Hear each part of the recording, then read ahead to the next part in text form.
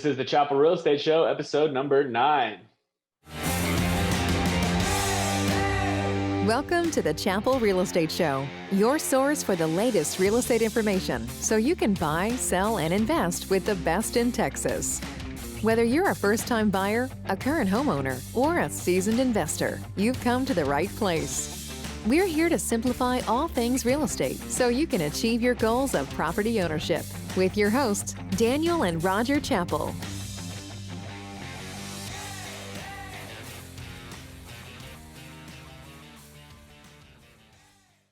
What's up, listeners, and thank you for tuning into the Chappell Real Estate Show, your source for the latest real estate information so that you can buy, sell, and invest with the best. I'm your host, Daniel Chappell. And I'm your co-host, Roger Chappell.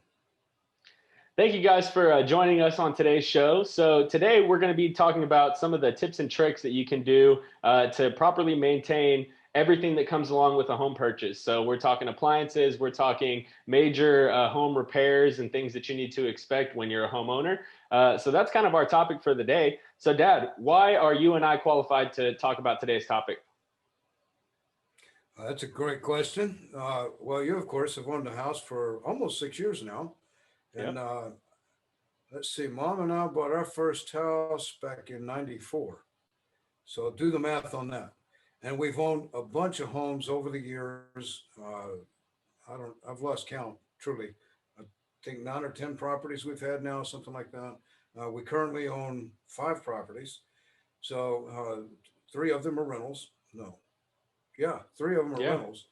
So with those 3, we have issues that come up, and we just got to handle the maintenance of them. I mean, to me, it's just simple common sense. But I'll tell you some stories here in a little bit that'll tell you how long it took me to learn these so-called common sense things. Yeah, common sense is not so common until you've actually had the experience, right? I know for me, hopping into my experience of homeownership, there's a lot of things that don't really cross your mind. I mean, it's when you're in apartments and things like that, you have the convenience of just picking up the phone and calling a number really quick, and the maintenance guy is going to come out and take care of all your problems. Well, when you're the homeowner, guess what? You are the maintenance man. So, that's kind of the fun kicker when it comes to buying a house. So super excited to bring all this content to you guys today. We've got a few different major, interior home maintenance things that we're going to talk about, exterior home maintenance, and then we're going to touch on a few of the things that some of the appliances that you're going to have to maintain to make sure that they stay in good working order and save you quite a bit of money on repairs in the future. So let's go ahead and kick it off with the day's Chappell chunk. So I'm going to hand it over to my dad, and he's going to tell us what that is going to be for the day. So today's Chappell chunk to me is very simple. Start today and create the habit of doing the regular maintenance on your home. If you start that habit today, then you'll just know when it's that time of year to change the air conditioner filters, to change to drain your water heaters, and a various number of things that we're going to talk about here. Maybe check your drains to make sure that those are all clear and not backed up or slowing or things of that nature. There's a number of things we're going to talk about today, but the bottom line is go ahead and create the habit today. So that means whether you're a first-time home buyer and you closed on your house last Friday, or you've owned a home for the last 10 years, you may hear some stuff today that you forgot you needed to take care of, or that you've been looking at thinking, I really should do this. I'll get to it someday. So today's the day to go ahead and say, you know what? Spring is upon us. The weather is changing. Now's the time for me to go ahead and start taking care of these problems.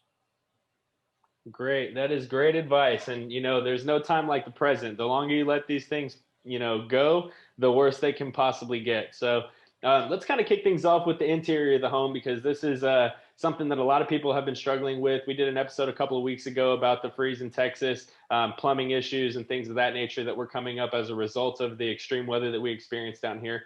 So let's kind of start with some of the interior stuff. The first thing that typically comes to mind for interior, for me anyways, is going to be plumbing. And maybe that's because I'm currently dealing with some plumbing issues of my own with the washing machine right now. So Dad, why don't we talk about what are some of the common plumbing issues that you might see that, our first-time home buyers or homeowners might not think of right off the bat?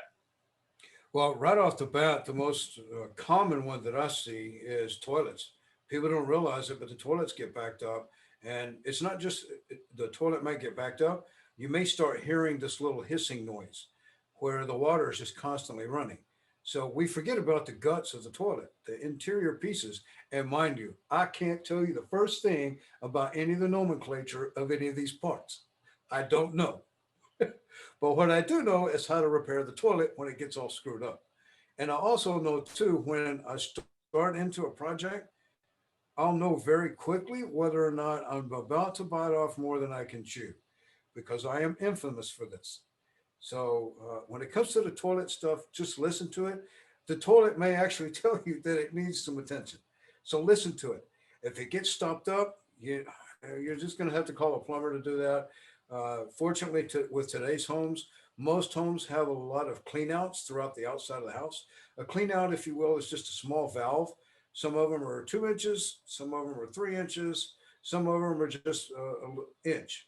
But at any rate, there are cleanouts throughout the exterior of the home where, and the plumber knows how to identify these things and where they're at.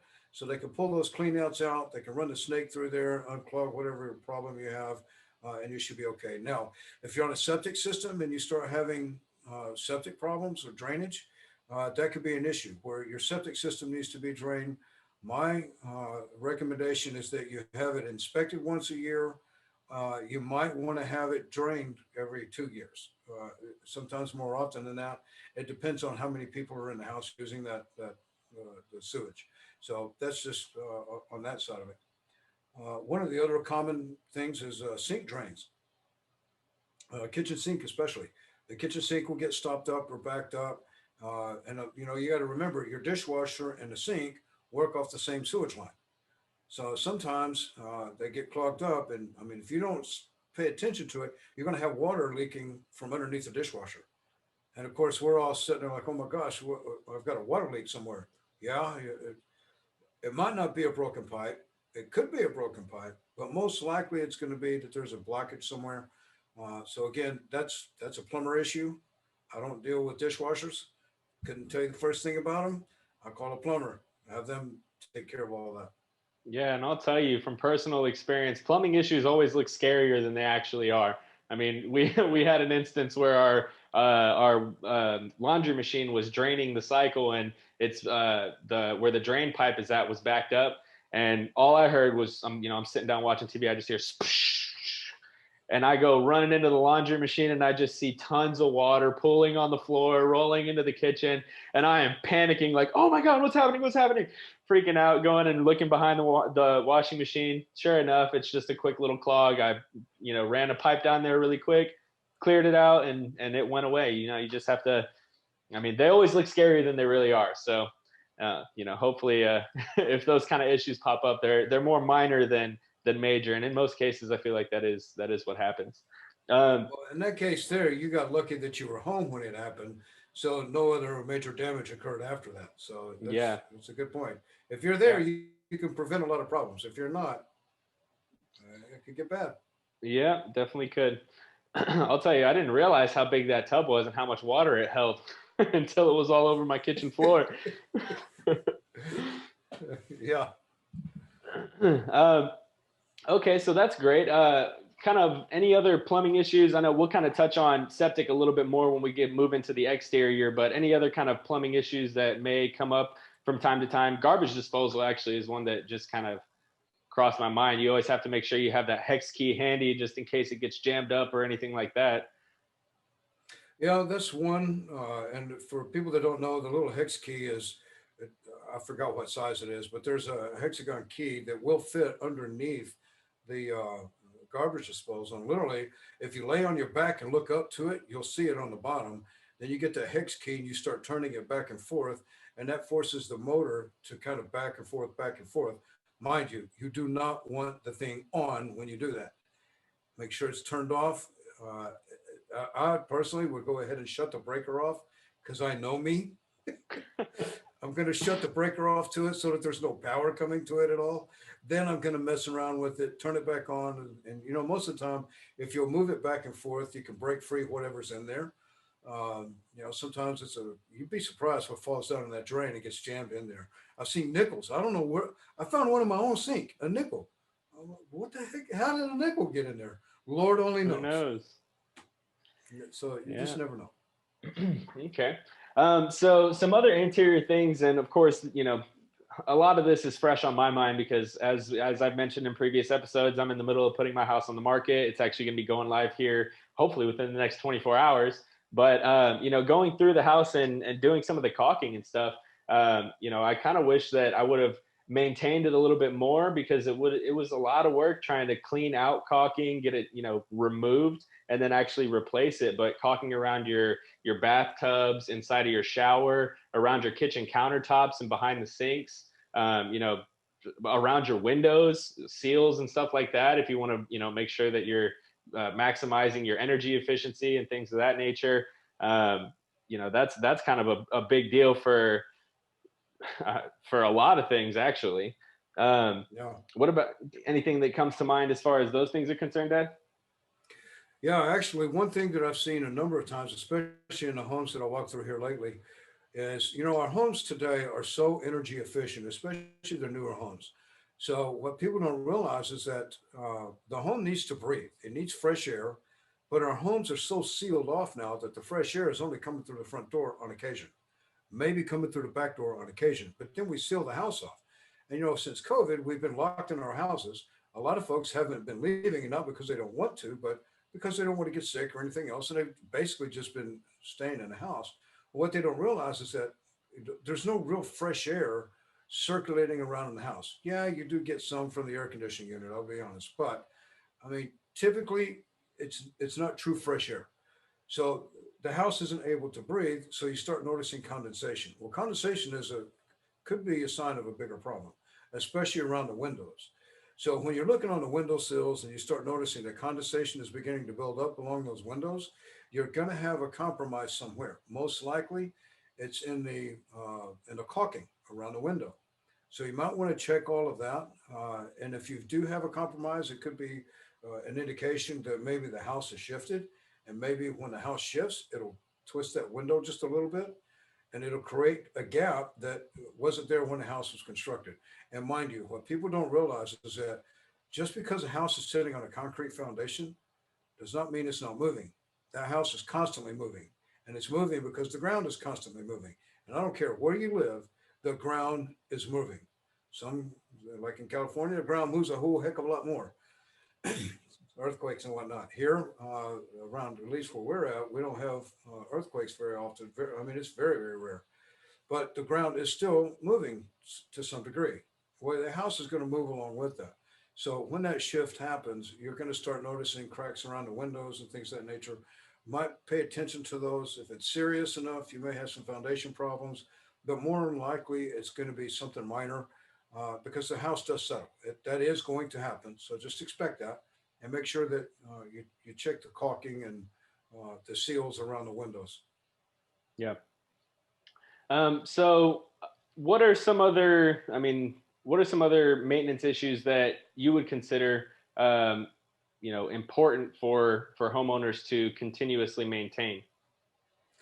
Um, wow, electrical is a big one. So the electrical panels, it's amazing to me the number of electrical panels that I see in homes, especially older homes, that have cobwebs and just all kinds of crud and gunk and whatnot that are just kind of crammed in there. It's amazing to me. Keep those things clean. It's not hard to clean them. Uh, I mean, you can get a blow dryer. Or a blow dryer is one way to do it. Kind of blow it out. Uh, if you need to wipe it out, wipe it out. Just be very careful. You don't want to get yourself shocked, but those things need to be cleaned out on a regular basis. Dust buildup can cause a fire if there's a crust, like an arc. So you don't want that to happen. Additionally, the air conditioner outside. So you have the condenser unit that's outdoors. That's that great big unit. It's got a little condenser in it with a fan. So when that thing goes bad, or when over time you'll have grass and dirt and everything else that builds up around it, and there's a lot of electrical lines that go from that unit into the interior of the house. It's very wise to keep an eye on those kind of things. Make sure that the grass is cut short around all of that so that it doesn't interfere. The ribs, you'll see ribs along the side of the unit. Uh, After maintaining your yard, the weed eater is going to kick some of the dust up and stuff like that. The fan motor starts, the air is intake right there, so it sucks in a lot of that grass and things like that. Over time you're going to want to wash that down, and the reason you want to wash it and keep it clean is because if it's clogged, the airflow, the unit has to work much harder to get the inflow of air. However, if you keep those ribs clean, then it's easier airflow. It's just easier airflow. It makes the unit much more efficient. Keeping the grass and everything cut away from those electrical lines also is a pretty wise thing to do. Just for no other reason than a safety thing. Um, Do you know more or less how long those condenser units last? I know, we recently replaced ours on our AC unit, and it was somewhere around, I think, 10 years old, roughly. Um, just kind of a question for some of our listeners who might be interested in knowing. you know, uh, Parts like that, you just never know. They can last 5 years, they can last 10, 15 years. Honestly, it just depends on the unit. And I mean, who knows what it depends on? I guess usage. But I would imagine the upkeep too. If you make sure you take care of I it, was it'll just last getting you a ready little to say longer. that. Right. I was just going to say that. So, one of the things that you want to include on your regular maintenance list is regular and continual maintenance of your HVAC system. HVAC is your air conditioner and heater, and you do want that serviced. And, typically this time of year is the best time of year to go ahead and get that started, or maybe October, November, before Thanksgiving. And the reason being is that there's less demand. Right now, we're coming into the part where, unfortunately, because of the winter, this recent ice storm and whatnot, a lot of our AC folks are just slammed. But that's an anomaly. Normally, that doesn't happen here. Normally, this time of year is the perfect time to go ahead and have your unit maintained and serviced.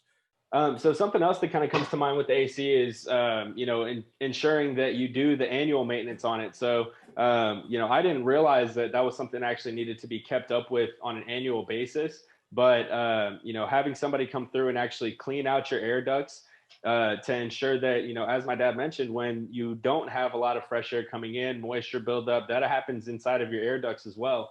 And, just because it's out of sight doesn't mean it should be out of mind. That's the air that you're breathing. It's filtering the air that you're breathing. So you want to make sure that inside of your ducts are clean as well, that you don't have any, condensation buildup, mold and mildew can build up in there if it gets out of hand. So that's something you want to make sure that you keep track of. We made that mistake once before, and it wasn't a super cheap fix. So, um, so outside of electrical, the caulking, the plumbing, stuff like that, some of the other things that kind of come to mind are like touch-ups. We didn't realize how many different shades of paint existed throughout our house until we had to go and fix some of it. So, the baseboards and the doors have one color of paint. You're going to have your walls. If you've done your own painting throughout the house, make sure you keep a little bit extra so that you can duplicate that paint in the future if you ever need to. I know we actually had to cut out a little piece of our wall, take it out to Home Depot, and have them do a paint match for us so that we could figure out what would get us close enough. Um, so that's always nice to keep handy. Extra pieces of trim. For us, we have crown molding. We've done new flooring throughout the house and stuff like that. We like to keep a little bit of the extras just in case you have any damages that occur in the future. You still have something that you can put in and replace. So touch-ups, it's common to think of touch-ups as just paint touch-ups, but touch-ups are, any modifications that you make to the house. It's always a good idea to keep a little bit of extra material on hand just in case you ever need it. Even our window seals get chewed up by our dogs every now and again. So you never know what you might need to replace. But moving into kind of the exterior of the home, we let's kind of jump into, I guess, foundation, because we already kind of talked about how foundation shifting can cause some other issues throughout the house. So, Dad, why don't we talk a little bit about that? So the foundation is probably one of the most expensive adjustments you could have made to a home. So, I mean, there's several big ticket items. Of course, your air conditioner is one of them. Your roof is another. But foundation is a major one because that does truly affect the structural integrity of the home. So you want to make sure that the foundation is maintained. So people don't understand. What do you mean maintain the foundation? Believe it or not, your foundation needs water. So the ground around the foundation needs the water. So what people don't realize is that the drier the ground is, the more it moves. When it's wet, it moves less. I know that seems counterintuitive, but it's a fact. It's just a simple fact. So I remember in San Antonio, one of our homes there, I noticed how wide cracks were appearing throughout the entire yard. Well, at the time, I did not have the sprinkler system installed yet. So, I mean, there was no way for me to actually water the foundation. I guess there was. Could have walked around with a water hose, but that foundation was already jacked up from the start. I mean, a lot. So, what people don't realize is that if you do not maintain that foundation, you don't keep watering it the way it should be. And I would always recommend twice a week, and it doesn't take long. I mean, if you've got an irrigation system, that's perfect. Make sure that you water around it for no more than 20 minutes a week. It doesn't take much. I mean, 10 minutes on each side of the house. That's it. That's really all it takes. Twice a week, not a problem. Now, that's not always going to be 100% effective because the ground is still going to move, but it is one way to help. Grass is another, making sure that you have the nice, good grass around. Of course, you want to water that on a regular basis as well to make sure that that that's what it's supposed to do. Now, if you do start noticing around the whole house, and mind you, I am not a foundation expert, but I have worked. I've had some foundation issues to work through. Believe me, and I'll get into a little bit deeper detail here in just a minute on that. But if you start noticing that your windows are starting to stick, it's more difficult for them to open. That's a problem. If you start noticing cracks along the window sills that are at angles going away from the corners of the window, that might be a problem. Same with the doors. If the doors are starting to stick or they won't close, you start noticing cracks at the corners of the doors, that could be a problem. Now, a lot of people seem to think that the corner of the bedroom, you start seeing a crack appear in the corner of the bedroom, going from the floor to the ceiling, or maybe the lateral ones across the corners, across the top of the ceiling. Those don't necessarily mean that your foundation is moving. It could be just the house is settling because it is settling and it's always settling. You can have a 30-year-old house, it's still going to be settling as long as it's not major movement. Major movement is when you start seeing some of these other problems. On the exterior of the home, you might see that the brick is cracking itself, not just the mortar in between the bricks, but when you start seeing the bricks themselves cracking, that's a foundation issue. If it's just the mortar, it might not be. So it's always best to have the home evaluated. If you start noticing those signs, have a structural engineer evaluate your home. And there are a number of foundation companies out there. Make sure that you look for the right one. Make sure you look for the ones that have a really good reputation. In Texas, foundation companies are not regulated by law. So, Daniel, you and I could start our own foundation company right now. And I've already admitted that I don't know the first thing about foundations in that regard. So I'm probably not the guy that should be starting up a foundation company. But in Texas, they're not regulated, so anybody can do it. So keep that in mind. A lot of times, companies will offer a lifetime transferable warranty. Well, remember, that lifetime warranty is not for the life of the home per se, it's for the life of the company that offers that warranty. So you want to make sure that you find a good, reputable company that's been around for a while, or at least has the potential to be around for a while.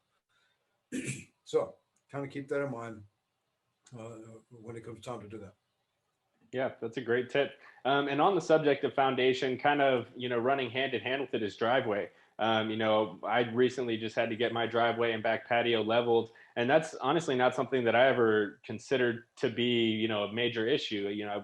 Going through driveways, you see cracks in driveways all the time, and, it's not supporting anything structural per se. So I never considered it to be a big issue. Well, then one day I noticed that one section of my driveway was sitting about an inch, almost an inch and a half below another section of it. And I was like, hold on, this isn't right. And this wasn't like this before. So sure enough, I looked it up and had somebody come out, and they have this polyurethane foam that they can use. And they just drill some holes in the concrete, inject that stuff under there, support it, raise it back up. And that honestly, if I'd have known sooner, I wish I would have done it sooner. It probably would have kept my driveway in a little bit better repair. But hey, you live and learn, right?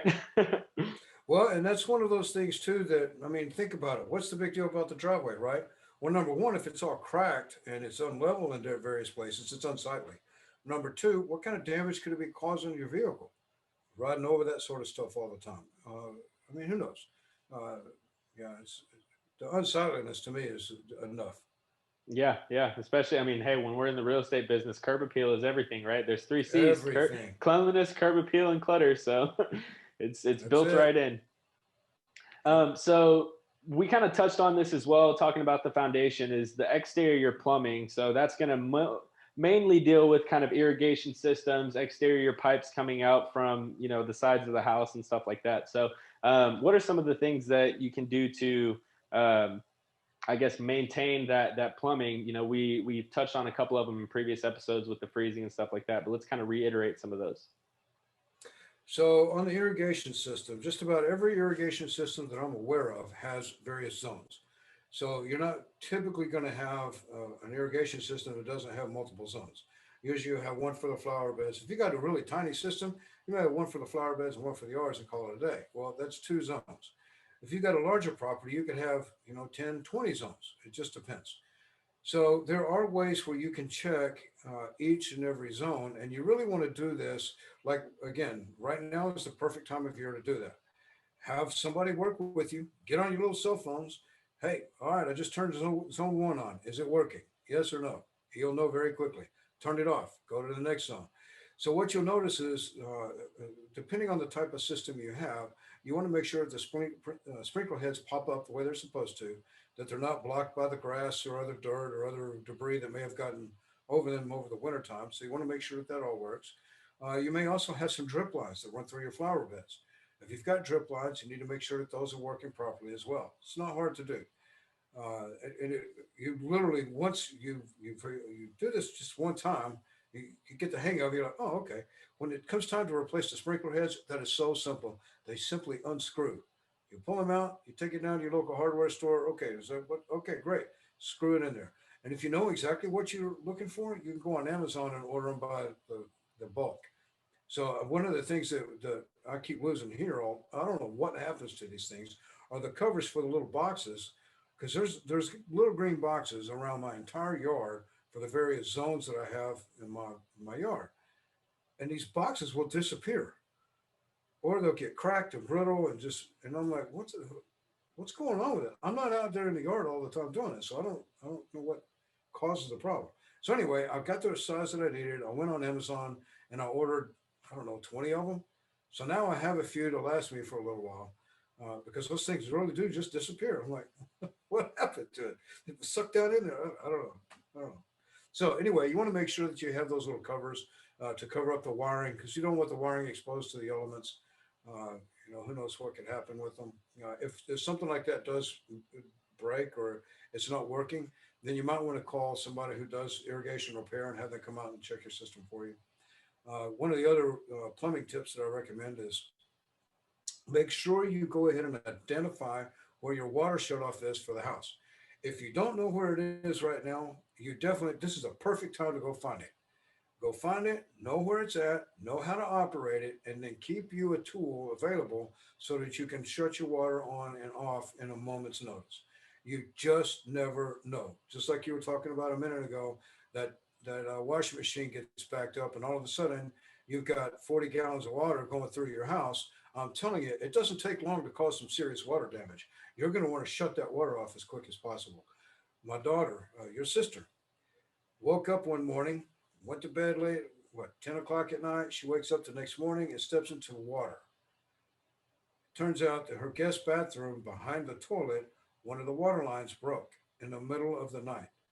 So that water stayed throughout the whole house. And they had wood flooring, stayed throughout their whole house almost all night. And it was still continuing to run. It took her a little while to find it. When she found it, she knew how to shut the water off to prevent any further damage. But by that time, honestly, that thing had to have broken right after she went to bed. Uh, but I mean, it's in another part of the house. She had no idea. So of course, half the house got flooded out. Not a good thing. Not a No. good thing. So you really do want to know where that water shut off is. It's extremely important, and that is going to be outside the house most of the time. I don't know of any that are inside. There may be, but most of the time they're outside. Find that booger. Now's the time.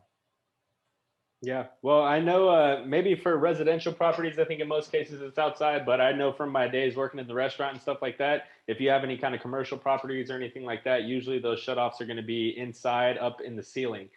So you definitely want to locate that, because you don't want to have to be searching for one of those when you need it. I had to do it once. We had a filter bust off, and it was spraying water. I mean, more than a water hose, like a geyser, straight down onto the ground. And it took me about 5 minutes to find that shutoff valve. Too little, too late. I couldn't even tell you how much water was on the ground. Wow. Well, so that kind of covers plumbing. Kind of moving along with the exterior of the house, let's talk about siding. Siding comes in all different forms. There's brick, there's mortar, there's stucco, there's hardy plank, there's all kinds of different stuff that can be used. All of them bringing up their own issues and complications and things that you need to look out for. So let's kind of touch on some of those, Dad. Yeah, so I actually helped you with some of this today, power washing the back patio. But then I also noticed that some of the side of the house, one of the doors and things like that, needed to be washed as well. So you got to be careful when you're using a power washer that you use the proper nozzle. There's 4 or 5 different nozzles uh, that are different sizes. There's one that's a super powerful stream. You don't want to use that when you're power washing like a concrete or the siding or something like that. That sucker comes out so fast it could cause some serious damage. In fact, I haven't found a proper use for it yet because I have seen that sucker actually carve out concrete. I'm like, oh my god, look, no, change Like that burger cutting out, man. glass or something, right? Yeah, I mean, it literally drew. I mean, yeah, it's crazy. So you would really be careful with that one. But then there's some others that have different angles on them that are perfect for that. And the stream on it is powerful, but it's not so powerful that it's going to cause damage to the siding of the house. So that's one of the things you want to do. There's also a number of different chemicals that you can use that are harmless to the environment that you can use to help clean them off. Some of them you just kind of spray lightly on, let it sit for a minute, come back through, and you can wash it off. Some of them, sometimes you just need the water. That's typically what I use. On a rare occasion, I'll buy something if I've got like tremendous mold or mildew or something gathered up. Then I might use something. Vinegar is usually the best thing to kill that stuff. It's natural and yeah, it's not a problem. That stuff will kill mold and mildew. Oh yeah. Not bleach. Bleach does not kill mold and mildew. I'm sorry, people. Bleach does not work for that. It will turn algae white. It'll turn mold white. It'll bleach it. That's what it does. Doesn't kill it though. But vinegar will wipe that out. It will kill it. I don't know how that works. I'm not a scientist. I just know from personal experience that vinegar works. And here's the Uh, kicker: you can consume vinegar. right? Crazy. So yeah, on the siding, literally, you just want to wash it down. While you're doing that too, you may notice that you may have some cracks. Some seams that come apart, or maybe you've got a couple of pieces of siding that has separated a little bit. It might be wise to go ahead and caulk some of those areas as well. But if you're not out there washing your house down, you're not going to notice that stuff. So it's wise to do that. Not only that, you'll start noticing, man, my house looks better when it's clean. Yeah. But you're also going to notice too, and I saw this on a house that I showed yesterday. In fact, the house is only 5 years old, and the entire exterior, the paint was chipping away, it was fading. It looked pretty bad. I mean, it showed me that the quality paint that was used by that particular builder was a cheap quality paint.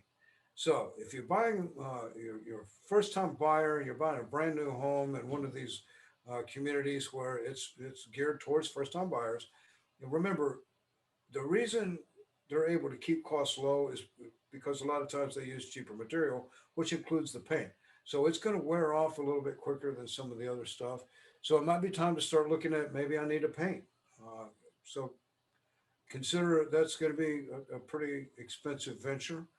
But that said, it's probably going to be a necessary venture.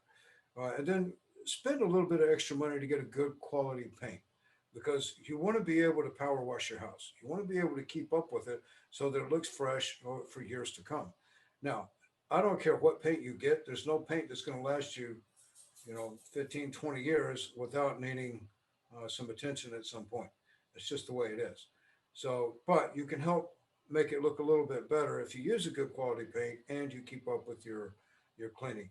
I know here at my house, I wash outside probably at least two, sometimes 3 or 4 times a year. It depends. If we get a lot of rain, I'm going to be using that power washer a lot more often because in our backyard, especially, we get a lot of algae that grows because it doesn't get a ton of sunlight because I've got these big bushes. So it stays a little more damp in the backyard than it does in the front. So the dampness is what causes that algae to grow. So I'm constantly having to power wash that. But typically, I don't use chemicals either. I prefer just to use the water. It's usually uh, sufficient enough. Mhm. I guess I went over enough of that, did I? Yeah, yeah, I'd say so. So another big ticket item. We've kind of covered a lot of the exterior stuff. This is one that is can be a big expense, and in most cases will be a big expense. And I'm going to lump it in with another item because they typically go hand in hand. So roofing and fencing. So typically after storms or things like that, you're going to want to make sure that you at least check your roofing. Fencing is usually lumped in with that because when you file insurance claims, a lot of the time the insurance company is going to lump those in together. They're going to say, okay, if you've got roof damage, did the storm cause any damage to your fencing? Does that need to be replaced or repaired as well? So let's kind of touch on some of those things, Dad. What do you think about that? Yeah, so that's another really good topic. When it comes to roofing, so Texas, we're known for our storms. We get some major storms. But along with those storms, it's not just the tornadoes that might be along with it, it's the hail. The hail causes more damage than just about anything else. So, I mean, just last year, we had a hailstorm come through here and in San Antonio. We got lucky here in Georgetown. The house was fine, but in San Antonio, not so much. Mom's car took a beating. Not only did mom's car take a beating, so did our roof. So the insurance adjuster came out, took a look at the roof, and he didn't look at just the roof. He also looked at the windows because that was something I never thought about. The angle of which the hail was coming in had caused some damage around some of the window frames. So when those window frames get damaged, sometimes they might cause a breach in the seals as well, which can make them less energy efficient. And you'll know because the window will get cloudy. If the window gets cloudy, that seal has been compromised. And it usually happens very quickly. So if something were to happen with hail damage, it could cause a breach in that seal. They also took, we didn't have much of a fence to worry about, but you're right. They do take a look at the fence. And this never crossed my mind, but we had two tool sheds in the backyard, and both of the tool sheds had roof damage as well. So all of that was lumped in with that one insurance claim, and they took care of all of that. So that was good. Of course, your mom's car took a pounding. In fact, they actually totaled her car. I was quite surprised about that. But anyway, Wow. that's another issue altogether. Yeah, and actually, that's So the same hailstorm that caused us to have to get our roof redone. So, I mean, it that's hit right. a lot of people hard out there. I remember my roofer. I actually met him because he was knocking doors on the neighborhood, just saying, "Hey, you mind if I hop up there, give you an inspection?" That hailstorm did a lot of damage, and sure enough, man, he did. I think 16 or 17 of the houses in my neighborhood just from that storm. Yeah. Yeah, that's a good business to be in after storms. Yeah. It's not a good business to be in during the middle of August or September out here. No. No, no. All right. Well, let me think. I think, oh, okay, septic. Septic was the other thing. So we kind of touched on some of those earlier. My knowledge on septic is little to none. So I'm going to hand that over to my dad and let him kind of talk us through some of the maintenance things that you can do. I know he's dealt with a few of these before in the past. Yeah, so typically when I have buyers that are interested in homes here in the Georgetown area that are on larger lots, a lot of those are on septic systems instead of public sewage. So with the septic systems, we always want that inspected. And we have a number of septic companies that do that. They'll come out and take a look at it. And they're looking for a number of things. When they inspect it, they lift the lids off of it and they actually look down in the middle of this thing to see what kind of condition the septic tank is. So the septic tanks from many years ago were all concrete. Well, concrete over time degrades, and roots have been known to grow through these things and break them and cause some damage to the septic system. And of course, because it's underground, you don't see it. So how are you going to know there's a problem? Well, I have seen personally at least two septic systems where had huge root problems growing inside the septic tank. Once that happens, most instances, the septic tank has to be replaced. Well, here, to replace a septic tank, you're looking at about 18 to $20,000. That's a lot of money to replace that septic tank. So you can avoid some of that if you keep up with your regular maintenance. So remember, we said in the very beginning, go ahead and create the habit now. One of those habits is at least once a year, have your septic system looked at by a professional. They will pull the lid off of it. They'll look down inside of it. They'll look at all your connections, things of that nature. They'll make sure that because it has an alarm system on it as well, or it should have. They'll make sure that the alarm system is working because if something happens and it triggers, it'll let you know that you've got a problem. Additionally, uh, they'll check to make sure that the lines aren't clogged. Pardon me. And then they'll also, if you request it, can drain all of that. Because trust me, once it gets full, and the systems they have today are much different than in the past, so they don't have to be drained as often. But I would still recommend, once when you have it inspected, why not have them drain it? It's not that expensive in the grand scheme of things, so I think it's worth it to do that. Great. Yeah, so I mean, wow, there's just so much information for us to cover. We've still got a few more things that we want to touch on. The appliance maintenance. I think I kind of want to move through it a little bit quicker, and we can kind of maybe do a follow-up episode on some of the more specific things that you can do on each of these, or maybe even check out our YouTube channel. We can have some how-to videos. Actually, I want to put a little pin on myself. I am basically a plumber. I deconstructed my entire washing machine today to replace the gasket on there, and I want to give myself a little pat on the back there. But we may be able to do some how-to videos on some of these things in the future. But so let's talk about appliance maintenance. We've touched on a lot of these items already, but HVAC, what are some of the, I guess, maintenance, kind of more lower maintenance issues that you need to take care of on a regular basis?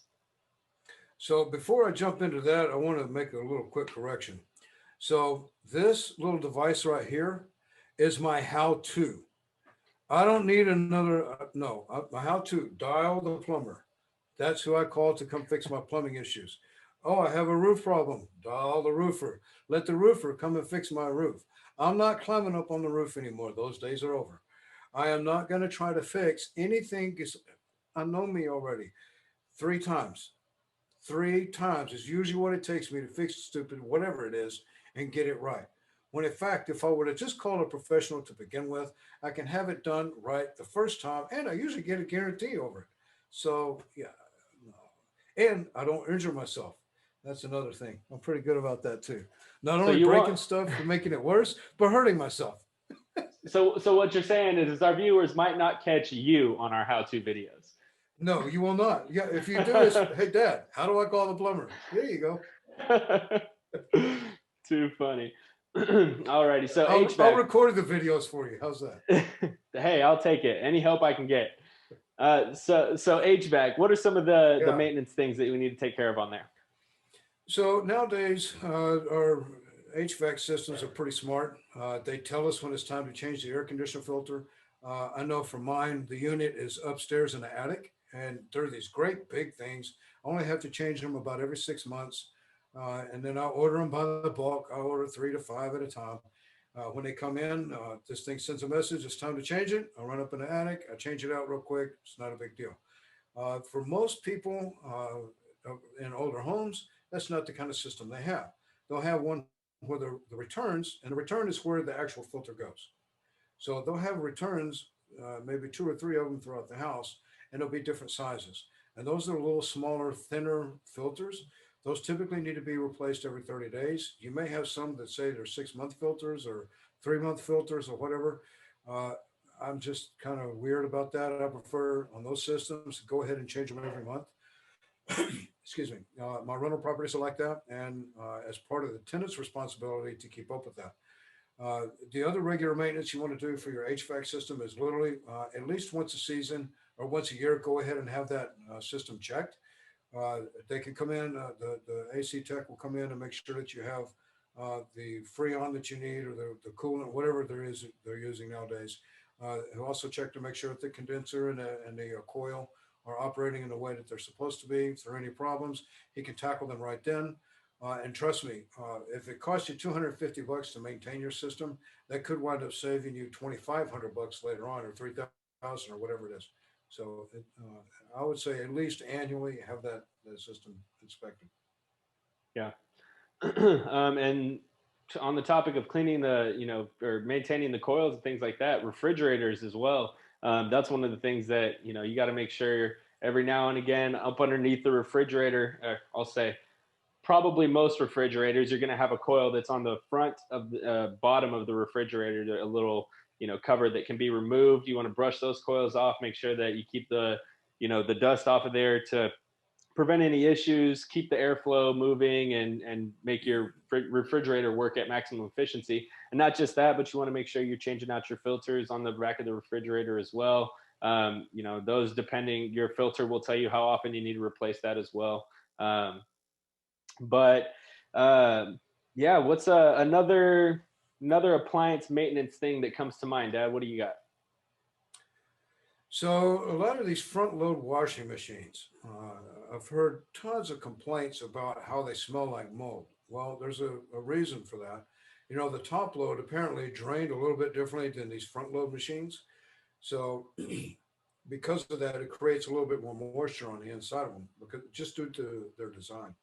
So one of the things you need to do is open them up, dry them out after usage, leave the door open and allow it to aerate out.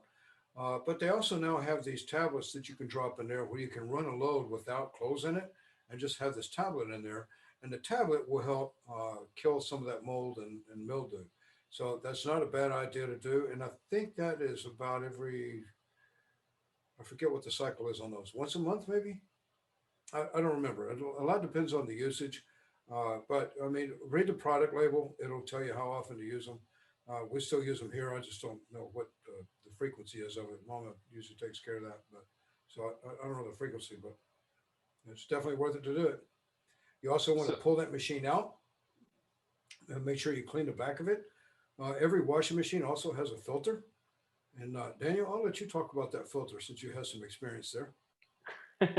well, down towards the bottom of on the bottom of my washing machine. I can't speak for your washing machine, but towards the bottom of my washing machine, there's a little door that flips down, a little drain pipe, and a little filter that every now and again needs to be removed. And what that filter does is it actually picks up all the debris, right? You would think that everything just disappears whenever you wash all your clothes, all the dog hair and everything else that comes off of your clothes, it just flows away, right? Well, the stuff that's a little bit too big is going to filter down into this little filter. So every now and again, I would probably say at least once a month, you want to make sure that you clean that filter out, especially if you have pets that release a lot of dander. You're going to have a lot of hair that's going through your washer and your dryer. So you want to make sure that you keep that, pretty clean. Not to mention the hair that's left along the inside of the washing machine. This is really mostly for pet owners, but if you have dogs, cats, any kind of pets like that, the washing machine is going to get some hair buildup, and a lot of these gaskets are made out of rubber. Well, the more that hair, rubber and hair are not friends. They stick together like crazy, and over time, if you don't wash your washing machine and keep it clean, that can actually cause issues with the seal of the machine. So you want to make sure that wash your washing machine, keep that stuff up, maintained, because you could run into some issues. You could run into leaking water from the front of the front load washing machine because the seal and the gasket aren't working properly. So yeah, definitely wash your washing machine. Basically, is the lesson there. And then another item that I actually had to deal with last year in 2020 around June is our water heater. So the water heater, there's some maintenance issues that you need to make sure you take care of. And I didn't realize how often this needs to be done, but you actually have to what is it called? Flush. Right. You have to flush your water heater. And you have to do it very periodically. Here in Central Texas, we have some of the hardest water in the entire nation. And if you've ever gotten out of the shower and felt a little bit of an itch, or you've noticed the lime scale buildup on, in your shower or around your sinks and things like that, that's going to be because of the minerals that exist in the hard water. So if you don't have a water softener that's softening up this water as it's being introduced in your system, then all that same lime scale that you see in other areas of your house is building up on the inside of your water heater. And the more that calcium builds up on the bottom, the more difficulty your water heater is going to have with actually heating the water inside of it. And it can cause further issues down the line. And actually, that's what happened with my water heater. I wasn't aware that I was supposed to be flushing it out periodically. And thankfully, I had a home warranty that was, that assisted me in replacing it. So it only ended up costing me around $600 rather than, I think the normal around $2,500 is what it costs for a unit and getting it installed. So, but that's another big item that you want to make sure you take care of, because I'll tell you, it's not convenient to be without hot water. That's a fact. That is a fact. Yeah, we've both done it a couple of times. Once your house in California, and I think we were without it for about a week and a half, 2 weeks here, because I wasn't the only person with the issue. So it happens. And those things never go out at an opportune time. It always goes out when you've got visitors coming or some big, like with us, it was Christmas, for crying out loud. So you just never know. I mean, it's going to go when it goes, and it's not going to be fun. Yeah, just like your heater's going to go out in the wintertime and your AC is going to go out in the middle of the summer. Just expect it to be the worst time of the year, and you're going to have to wait in line. So again, it can't be said enough. Make sure that you keep on top of the maintenance issues so that hopefully you don't end up in one of the situations that we found ourselves in over the years. That's a fact. Well, that wraps up today's episode, everybody. We were, super excited to share all this information with you guys. It's been great having you. Next episode will be our number 10. We're getting into the double digits. We love having you guys tuning into us. It looks like we're actually experiencing a little bit of a growth in the following, little by little. So share this podcast with your friends, your family members, anybody who, might be interested in purchasing a home, is a homeowner, anything like that. We're going to be talking about all kinds of different topics about real estate, and I promise you they will pertain to you. So come back and see us. This is the Chappell Real Estate Show, and we'll see you guys next week. Take care. Take care. Thank you for joining us this week on the Chappell Real Estate Show. If you enjoyed this episode, share it with a friend and leave us a review. Find us on social media at Chappell Realty Group and online at chappellrealtygroup.com. Until next time.